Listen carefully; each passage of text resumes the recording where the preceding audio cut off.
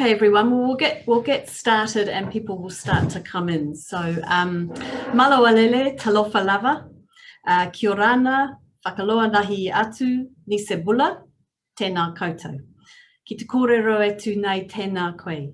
Ki te kaupapa o te rā, e te tangata katoa, tēnā koutou, tēnā koutou, tēnā koutou katoa. We're thrilled to welcome Natia Tucker to do this talk for us. I'm Josie Pagani, the Executive Director of the Council for International Development, representing our team who's all here. And Natia Tucker is our first big CID talk for the year, and we're really thrilled to have a kaupapa like this to set us off for the year. Natia has about 20 years experience working in Pacific development, both in New Zealand and in Samoa. And she recently has completed her studies where she's been exploring Pacific development as defined by Pacific people. And this is what interests us in development, in the localisation agenda, devolution agenda, to changing the way that we do development in the Pacific. So this is very apt topic for us to explore right now. And so Natia has just taken a year off, or is about to take a year off, to really explore how these ideas can be implemented. And asks the question, what is Pacific development as defined by Pacific people?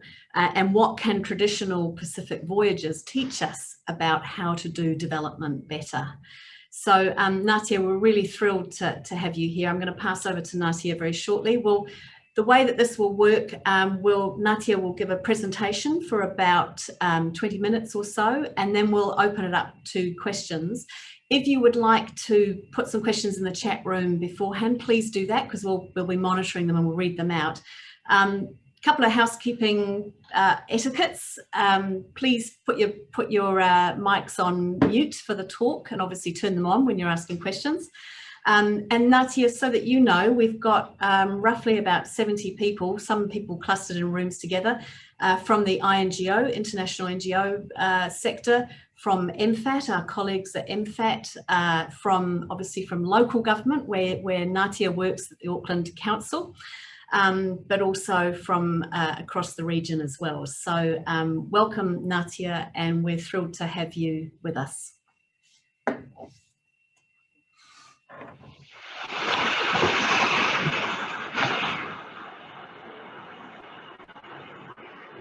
Tausani mai monue, tausani mai manue, lelo pai hunu la aue, wailunga manga, vai foi le vanue, wailunga o tumutue, what's a tau faue, sola le pa Samoa, ngawalo fa umaue.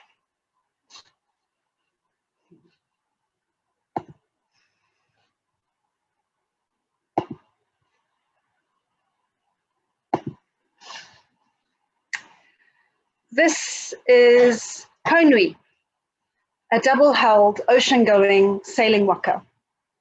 Honui is one of a fleet of 7 waka that were built in 2009. They're replicas of the types of canoe that our Pacific ancestors used to explore and settle the Pacific Ocean, 1/3 of the planet. Honui is owned by Te Toki Voyaging Trust, and is birthed at the New Zealand Maritime Museum at the Viaduct in Auckland. I am a crew member of Te Toki Voyaging Trust, and I am privileged to learn voyaging on Waka haurua, like Honui. When I started, I was attending a training session where our trainer was a young Maori man, and the rest of us were from Samoa, Niue, and Cook Islands. And our, excuse me, I'm just getting a connection, sorry. I'm very far from our plug, and I'm a bit nervous that the battery was gonna run out. But anyway, thanks, Carl. And one day we were in training, and our Maori trainer, young Maori trainer, asked us, to count all the fire extinguishers.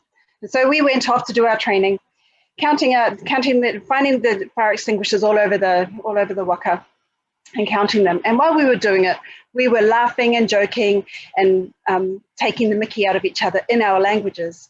And the young man who was our trainer mumbled, "I don't even know what you're talking about." And suddenly I felt so rude that we were on the Māori Waka in Aotearoa, New Zealand, with a Māori trainer, and he couldn't understand us. And then I flipped and I thought, what is it about Waka that makes us coconuts feel so at home here in Aotearoa?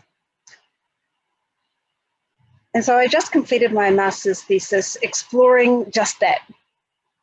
It's called Tātou o Tangata Folau, and if any of you have watched Moana, the movie Moana, you'll know. It's Pacific development through learning traditional voyaging on the Waka haurua, Honui, and my presentation today is based on that thesis. And I would like to thank Josie Pagani for this opportunity to address you, and to Joy Davidson, my colleague at Auckland Council, who reconnected me to the Council for International Development. The first time I came across CID was in Nandi, Fiji, at a civil society conference where I was working for Piango as a French interpreter for the delegates from French Polynesia, New Caledonia, Wallis and Futuna. And I acknowledge that Emeline Ilolahia of Piango has registered for this talk today. I hope she's here. First time I came across Piango was in Samoa, where I was working at Women in Business Development. Piango had commissioned the delivery of the graduate diploma in not-for-profit management for NGO leaders across the Pacific, including me. My classmates came from the Cook Islands, Fiji, French Polynesia, New Caledonia, Samoa, Solomons, Tonga, Vanuatu. Our lecturers came from New Zealand. They were all Pākehā. They came bearing readings about best practice in America, England, and Australia. But it was hard for me to put that stuff into practice back at my office in Aotearoa. And when I suggested that best practice in the Pacific might have some relevance in Aotearoa, New Zealand, the lecturers laughed at me. Fast forward, and this is Ngaualofa. The Waka is Honui's sister, Samoan sister. And 2 years ago, I was really privileged to crew on Ngaualofa on her voyage home from Tamaki Makaurau, Auckland, via Vava'utonga to Apia, Samoa. The picture on the left is the picture of most of the crew. The photo was taken by a woman, Fealofani Broom. It was a dream come true for me to sail into Apia Harbour, which is my harbour, under my maunga, Mount Vaia, into my village of Apia. And in the picture on the right, you can see the old lady with the purple scarf. That's my grandmother, Natia Tucker. She's a founding board member of Women in Business Development in Samoa. She's supervised through 8 years of practical training in Samoa about opportunities and the risks of international development practices in the Pacific. The song that I sang to open this talanoa is one of the songs that the Ngaualofa crew sings. And it's taken from the time when Samoa was under German colonial rule. Many of our great chiefs were exiled to places like Kiribati, including my great-great-grandfather. The song is an appeal to the Kaiser to return our chiefs. It laments the disruption of Samoan culture by an external agent that claimed to be doing the best for Samoa, when really they were doing the best for Germany. I wondered about international development in the Pacific and if it was any different. So what is Pacific development? When I looked into it, there wasn't much literature defining what Pacific development was, and I couldn't find anything where Pacific people were defining it. Even development agencies in New Zealand working in the Pacific couldn't provide me their definition. International efforts such as the Sustainable Development Goals were universal, and they were not contextualized for the Pacific.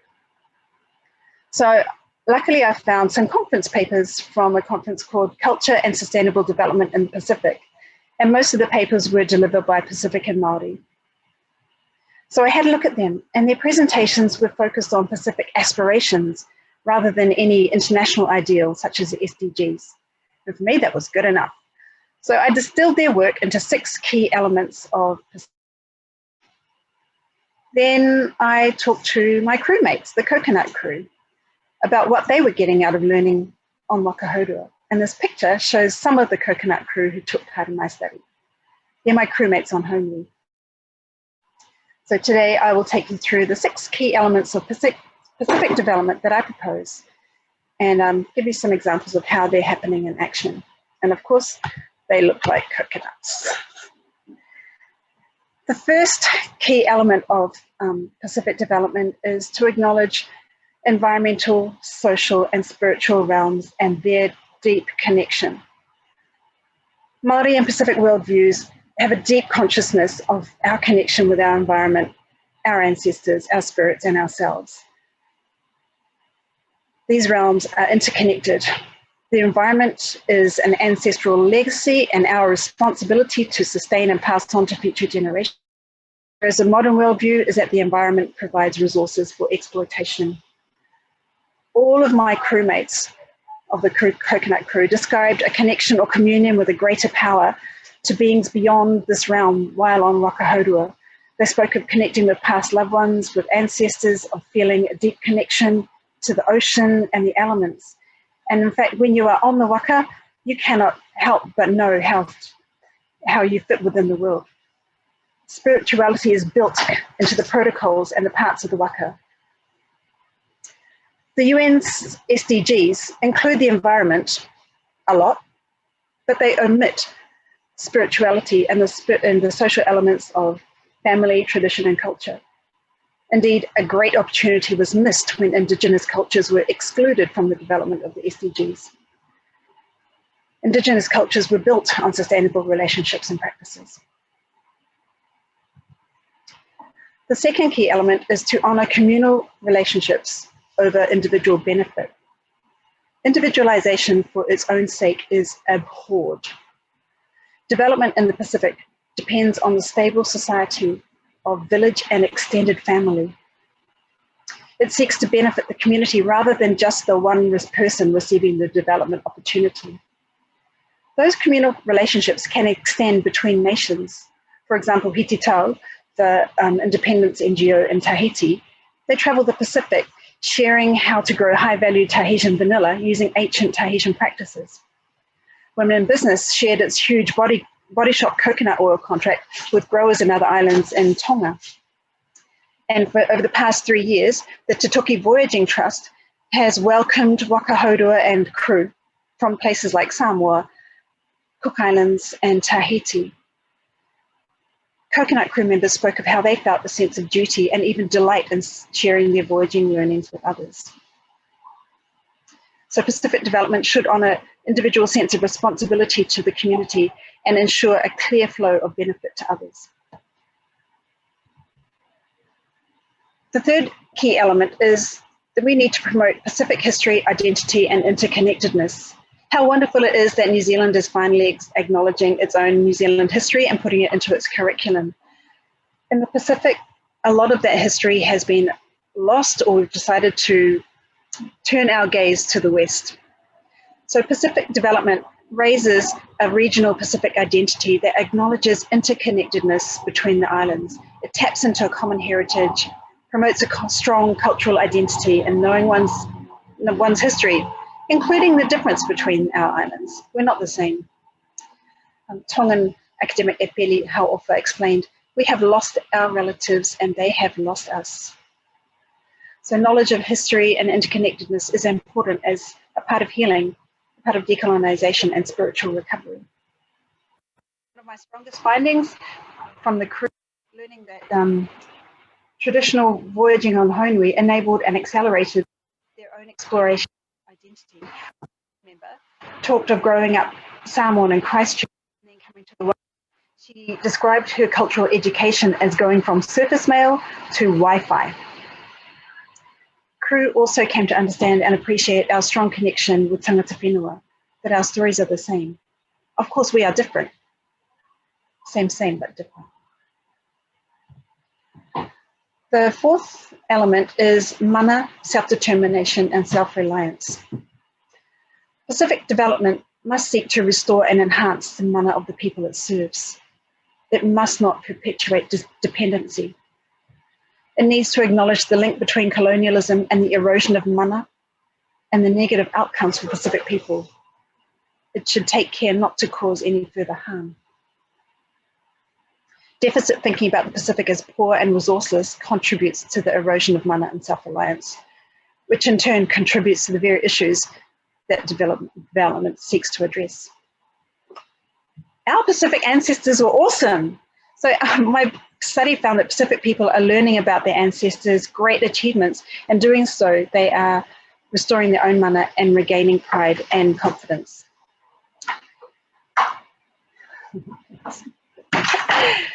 So mana involved the rejection of external control over Indigenous knowing, discarding unhelpful and belittling theories, such as accidental drift or paddling across the Pacific. So the tuakana-taina relationship provides Pacific development with a model that encourages mana-enhancing self-determination and self-reliance. There is an opportunity to decolonize Pacific development by Pacific and Māori organizations helping each other to deliver development initiatives. The tuakana-taina model has been demonstrated by Te Toki Voyaging Trust every time another voyaging trust arrives in New Zealand. E fofo le ala mea is a Samoan proverb that means the solution for issues affecting a community can be found within the same community. My findings raise questions regarding the relationship between development and perpetuating dependency. The next element is a biggie. It's promoting traditional knowledge, science and technology and indigenizing modernity. We were so engaged in the pursuit of Western knowledge that we didn't value our own traditional knowledge. These sciences were developed over thousands of years. And we know that mainstream knowledge has served Pacific peoples poorly. This is evidenced in the outcomes for Pacific peoples in Aotearoa, for example. And how the coconut crew delighted in learning about maramataka, about the stars, about navigating by stars, birds, currents, clouds. As for indigenizing modernity, it's where we adapt the new to fit Indigenous ways of doing.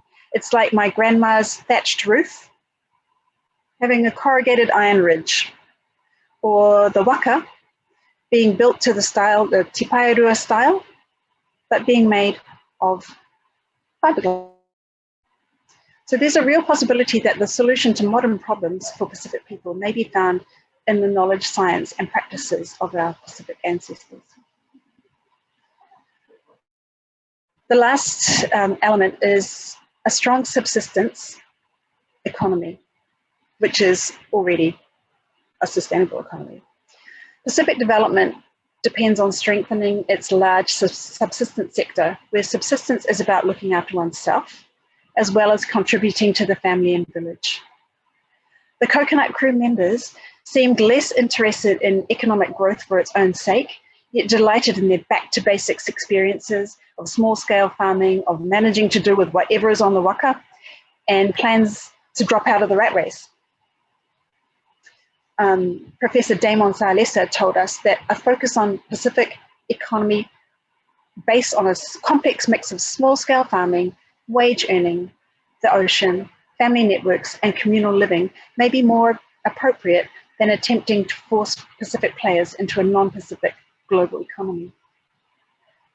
So these are the 6 key elements of Pacific development that I propose. I found that the Coconut Crew experiences of learning traditional voyaging on Waka Huru are fully aligned with these elements. And then just for fun, I ran the SDGs through them, and I found that these 6 elements cover off all of the SDGs. However, when I tried it the other way, the SDGs fell short It's my hope that initiatives led by Pacific people, for Pacific people, based on Pacific values, can enhance mana and promote self-determination, optimizing the Pacific identity and decolonizing Pacific development. And I would like to end by singing the Honui Waiata. It was composed by Aotearoa Kerr, our rangatira. And the Waiata captures all the elements I've just discussed. So listen out for mention of the environment. You'll hear different kinds of winds, you'll hear different constellations, you'll hear about the spiritual realm, Māori connection to the Pacific. You'll hear te whare huka huka, a tangaroa, the storehouse of knowledge, and you'll hear about mana wahine and mana tipuna, our ancestors. Honui horo hoa fio fio, hopu keri hopu puhi mai, piki kotuku he mana wahine, arahina ya honui e, te whare huka huka tangaroa e, waka tere ki Hawaii ki, hita piti pamaumau, e mautoringa ki, te kakau o te hoe o Honui Waka e. Takurua re hua mahu tonga, matariki te aho maira e. Whare toroa e mana tupuna e, arahina ia Honui e. Te whare huka huka tangaroa e, waka tere ki Hawaii ki, hita piti pamaumau, e mautoringa ki, te kakau o te hoe o Honui Waka. That's right. Kia ora, Natia. That was wonderful, and congratulations on making Zoom feel almost real. And ideally, we'd sit down and have a cup of tea and something to eat after this. But kia ora for that presentation. And I've got questions. I know other people will have questions too. So before I come to any questions that we have, if anybody would like to ask a question, please turn your mic on and ask a question, and you can also write it in the chat room and we will read it out to Natia.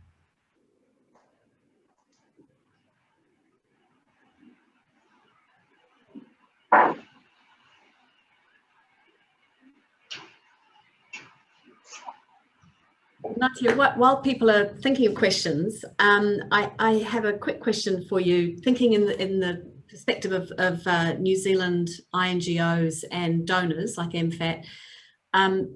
You know, we're very focused on the localization agenda, devolving decision-making, devolving implementation, and even directly funding partners in the Pacific. What would be your advice to those working in the development sector from New Zealand working in the Pacific? What would be your advice? What's the first thing that you would have us do that would be different, that would reflect these six values that you've shared with us?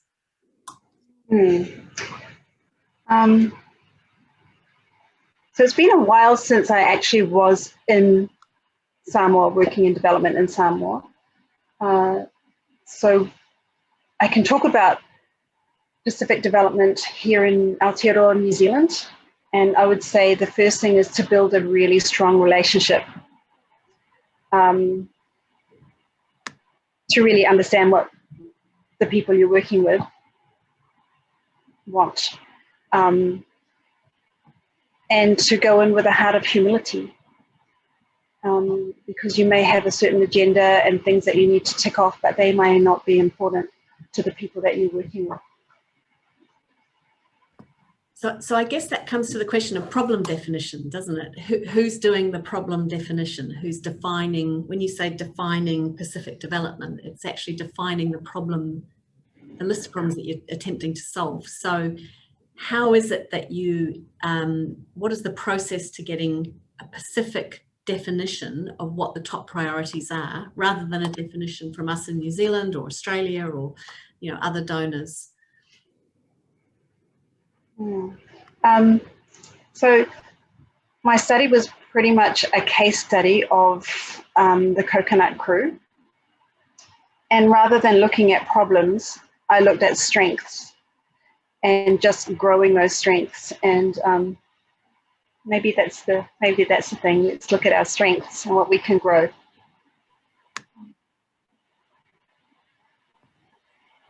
Any questions from those listening? And please just turn your mic on. Kia ora. Kia ora, it's Kirby Helen from GNS Science. Thank you for that presentation. It was really great to listen to and learn. I work for a government agency, and I understand you work in local government. So I'm really keen to understand how these elements can be taken up in local government and central government, and what the future looks like with Pacific development values at the heart of that work as well. Cool. Well, that's exactly why I'm taking a year off, because working in a mainstream organisation, there are challenges to putting into practice what I know is best practice. So Auckland Council, bless them, have granted me a year to go and find out how I can do that and bring that back into the organisation. But in the meantime, I'm actually a co-design coach, and I love co-design because it forces people to work with the people to bring onto the project group the very people they're trying to help. So instead of bringing on all the experts who may not be of the group that you're trying to help, making sure that you've got the kids, making sure that you've been down to the church and that they are part of the group. One of my favorite projects here at Auckland Council was actually working with Black Power on how to activate a local community. They were living right next door. We couldn't pretend they weren't there, and we had really good outcomes from making sure that the people who were really affected were involved. Any more questions or comments? Philippa. Thank you. Yeah, thank you very much. Sorry. I'm Philippa, and I've just started with CID, so I'm actually just across from Josie at the moment. That's why the feedback, so sorry about that. I'm actually really interested to hear about, you said about mapping with the SDGs, and there were some gaps when you tried to map at that. So I'm just really interested to hear about what you thought the gaps were, because I think that's really important as we go forward, you know, towards the second half of the, well, we're in the second half of the SDGs at the moment. So in terms of implementation of them and what they're not covering, that would be, yeah, if you could talk a bit more about that. Thank you. I have to open it up. Jeez. What did I say? It was, a lot of it was that the lack of spirituality, any reference to spirituality, the lack of acknowledging cultures that were there in the first place. There was still an idea that the environment was a resource, and it had life below water and life on land. There was no life on the water or in the water, you know. Yeah, so there's realms of the environment that are.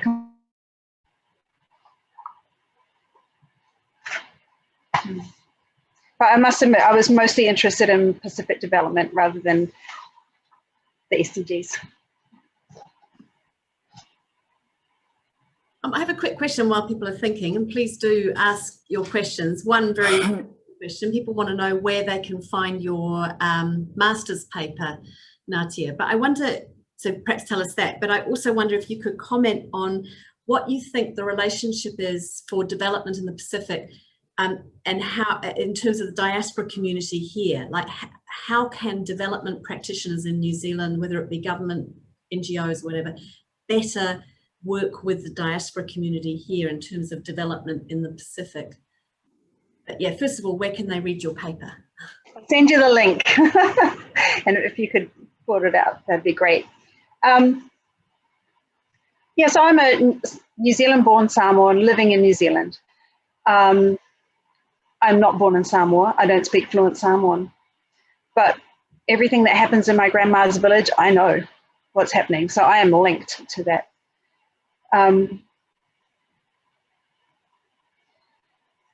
Piango did a really good thing of bringing in the graduate diploma for not-for-profit management to help upskill the NGO sector in the Pacific.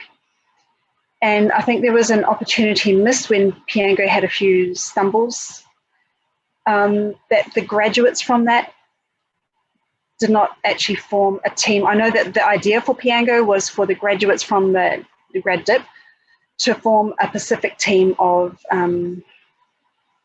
teachers, basically, to share their expertise. And I think that would be a fantastic way forward. Yeah, we certainly work very closely with our Piango colleagues. I think that's a great idea. Sahara, did you have a question? Yeah, thanks. Thanks, Josie. Talofa Natia,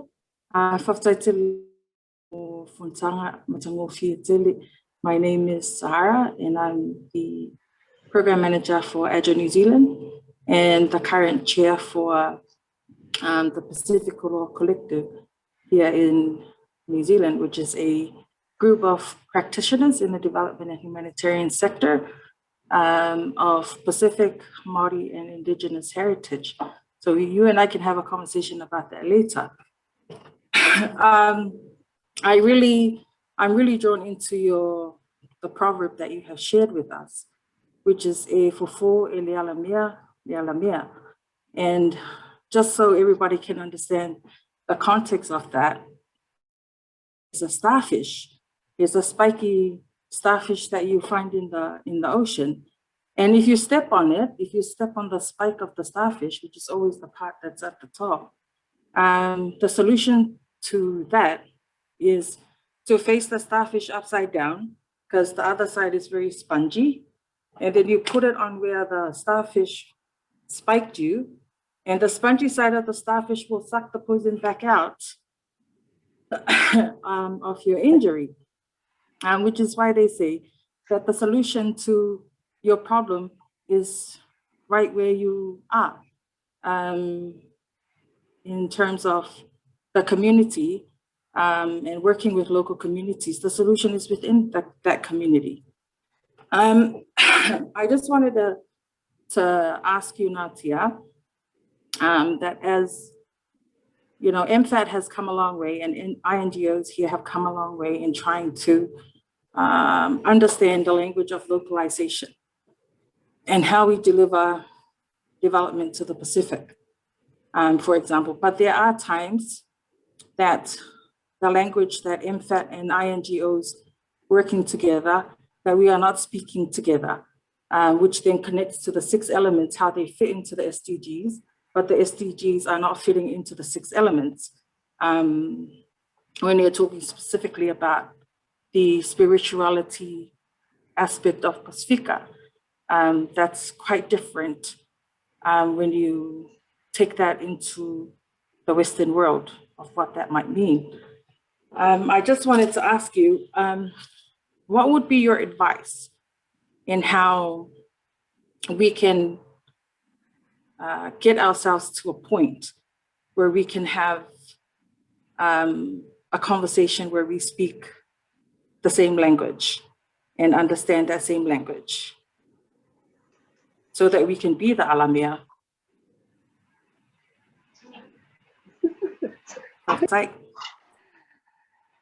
Yamalo Sahara Haftaimul Fisili. And thank you for explaining the alamea. Luckily, I have never stepped on an alamea. I never want to.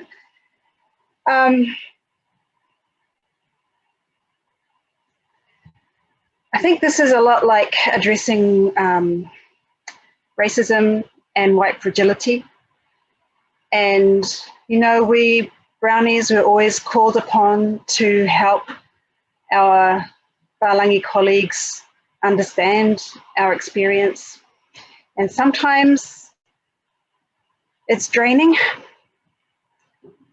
And sometimes they listen.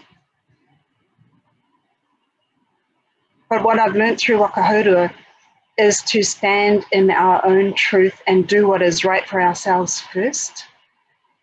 And I love that you have the Pacific Kaloa Collective, because that is a wonderful way for you to define what you know is right and then share that beyond. And yeah, join me up. I keep hearing about you, but join me up. Yeah, so I think making sure that we ourselves are okay first before we try to educate others. And honestly, I'm so grateful for this opportunity. Thank you, Josie and Joy Davidson, for this opportunity to speak with this illustrious, with those of you who are here today. Kia ora, Natia. We've got a couple of questions come in from the chat room. Maureen, do you want to speak to your question?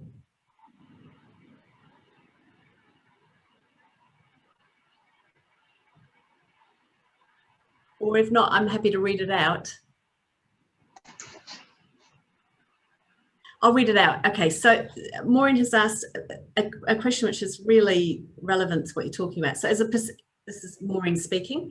As a Pacific Islander, how would you suggest that I highlight that the stuff that non-Pacific Islanders think is a priority is not necessarily the priority that Pacific Island people are identifying as priorities? So if I think in the development context, and this is just me speaking now, Maureen, but you know, it's true, the priorities in development are often the priorities of our own government or our own New Zealand communities, or Australian or whatever. They're not necessarily always the priorities of the Pacific. They might cross over, but how is it that we highlight those priorities that are Pacific rather than those priorities that are non-Pacific? Call it out, call it out. When you see it's wrong, call it out. I remember NZAID offered women in business a whole lot of money to do something that women in business knew wouldn't work. And so Woodby said, no, we don't want the money, no thanks. And then NZAID came back and said, oh, we need to get rid of this money. How's it going to work? And then they finally listened. I had the same issues with the French embassy, who told me I needed to do things when I was working in Samoa for Fale Falani. They told me I needed to do things a certain way, and just the same as women in business, I had to say, I'm out. If you force me to do that, I'm out. So just standing up for what's right. And to be fair to our MFAT colleagues, I mean, I think this is as much often a criticism of us in the INGO sector, and the emergence of the Kaloa network has been really positive for that, because, you know, we're a very Palangi sector actually, and we still are, and that's something that we're all aware of. And so I think, and I know that MFAT have done a lot of work on how to, and are doing a lot of work on localisation. But there's another question here, which is from Chris. Chris, do you want to talk to your question? Turn your mic on.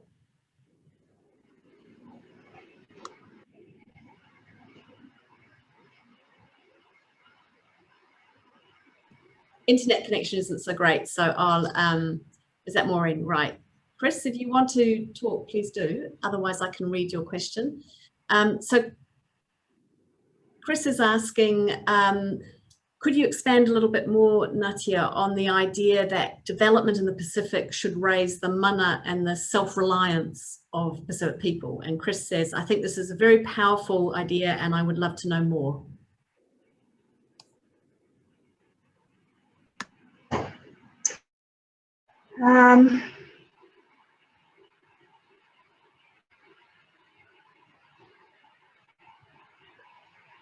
One of the levels of poverty that we see in the Pacific and in Pacific peoples is a poverty of spirit.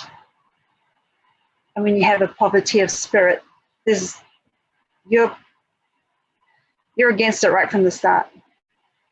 And colonization has led to a poverty of spirit. So finding things that uplift us, that remind us of how wonderful our ancestors were, what the greatness we come from, using strength-based approaches is so important to enhance mana and not to munch at that mana. Self-reliance is so important. COVID has taught us so many things. My grandmother, who I spoke of last year, she passed away, and those of us could not go and help. And so my family in Samoa had to make do with what they had, and they went back to Indigenous practices, because when we come from New Zealand with our big money and our big gifts, we change things up, but they had to go back to the old ways. And it was similar after the tsunami hit Samoa. They had to act very quickly, and they went back to the old ways. So we knew what to do, and we need to be able to uncover and rediscover those old ways. And Waka Haurua has, for me and for many people, helped become a link to the old ways. Any questions or comments? It's amazing. This is the first time I've shared my story and nobody's asked, like, where do you go to the toilet? And and what do you eat? I have, please do think of some questions. Oh, I've got a question here from Phil from Caritas. Thanks, Phil. Always rely on you for a good question. So this is to you, Natia. You've spoken on the impact of colonisation on mana. Could you also comment on the impact on globalisation on mana and dignity? So you spoke a little bit before, I know, about sustainable economies and whether or not it was better to remain small and traditional or to try and access global markets. Is it an either or? Is globalisation, can globalisation be used to a benefit for the Pacific, or what is your view of its impact on mana and dignity? Sorry, Phil, I'm adding my own question there as well. Sure. So I think things like the SDGs, using a universal top-down approach is problematic for Pacific peoples because it erases their lived realities. But no, it doesn't exclude us from the global market. I mean, we just look at women in businesses contract with Body Shop. You go into a body shop and peel back the little label and look where that coconut oil came from, and it comes from Samoa. So that's pretty cool. And, I was telling you about Hitito, the Tahitians who are going around the Pacific and teaching people how to grow vanilla. And then they sell that vanilla on the international market, and it's the best vanilla possible. In fact, the best Tahitian vanilla comes from Niue, of all places. It's not even Tahiti. So yeah, it is possible, but it needs to be done in a way that works for the people. That's possibly the best answer I've heard about how you juggle local, traditional ways of working and generating income and accessing the benefits of a global market. So that gives me real hope. Sally, do you want to turn your mic on, or I'm happy to read the question? Kia ora, Josie. Kia ora koutou. Kia ora, Natia. Whawhatai tele for your amazing insights. I'm really, really attracted to you breaking down those 6 key elements of Pacific development, for taking the time to share those coconuts or pearls of wisdom with us. I had I guess building on some of the comments about localization and also the idea of listening and coming with humility and thinking about a strengths-based approach that you mentioned. Just interested in your thoughts around how New Zealand-based development actors can best hear the voice of the most vulnerable and marginalized. So often when we are thinking about Pacific priorities, we are perhaps feeling like we are engaging and hearing those through our main interlocutors or relationships, which are often with government or with leaders in communities. And some groups of communities might tell us that their aspirations and issues are not always represented in those fora. So I'm interested in your thoughts on that. Kia ora. Yeah, it's interesting. We use the term hard to reach communities when in fact our organisations make themselves hard to reach.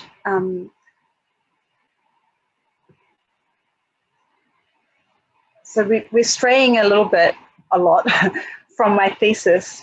So I'm going to talk from my experience in Auckland Council. A few years ago, there were several drownings. Tongan men were drowning.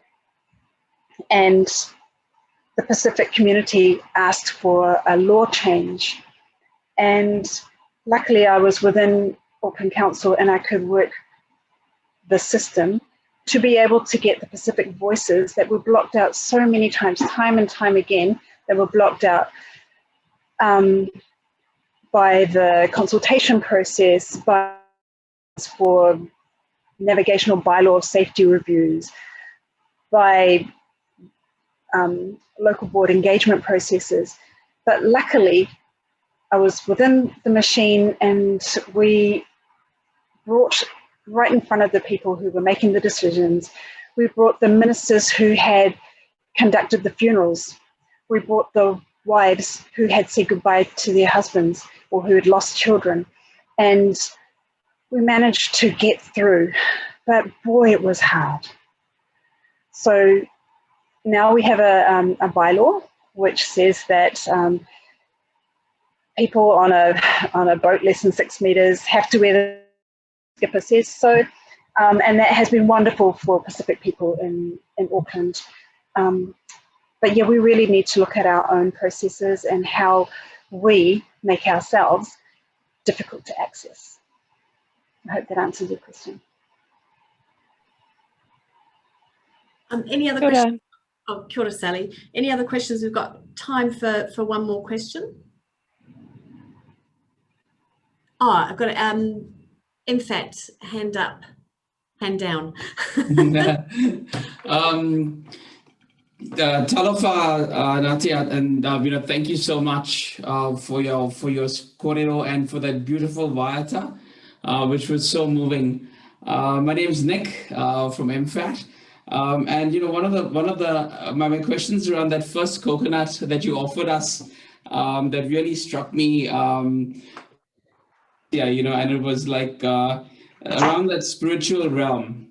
And you spoke of the importance of the environmental, social, and spiritual realm. And I think, so I guess full disclosure, as a member of a church, as a practicing Catholic, someone for whom spirituality is important, one of my struggles with my profession of development, has been the very strong secular notion within that. And I guess also here in New Zealand, we pride ourselves on our secularism.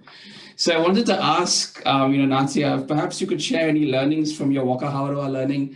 How can we, any advice for secular NGOs, local government, MPhil, on how we can come more closer or engage more closely with the spiritual world, with the spiritual realm, and with that spiritual life, which holds so much of meaning all across the Pacific? Any advice, please? Thank you.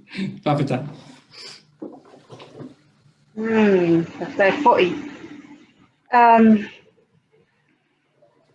So first of all, when I was talking to the coconut crew, they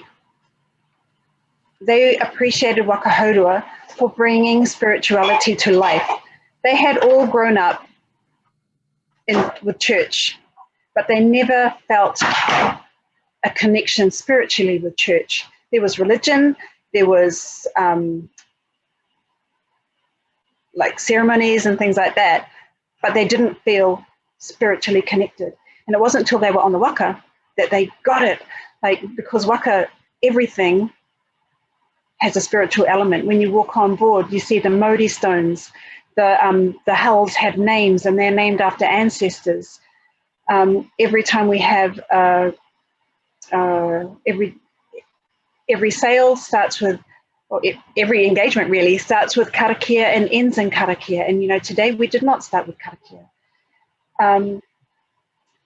And it accepts all different kinds of karakia as well, not just Christian, from different countries as well.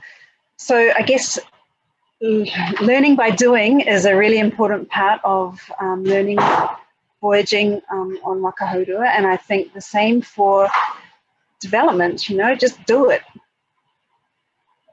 And yeah, you're right, New Zealand prides itself on being secular, but it doesn't mean it's not spiritual. Everybody walks in the forest or goes to the beach, sees a sunset, goes to visit Tāne Mahuta, hears a waiata, sees a haka, feels moved. That's spiritual.